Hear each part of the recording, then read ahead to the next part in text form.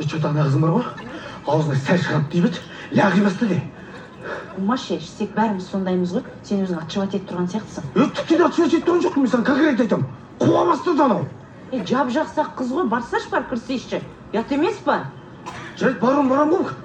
Bir türlü тұрмын, бірақ мен. Қорқып еще. Страшный. Тормыз.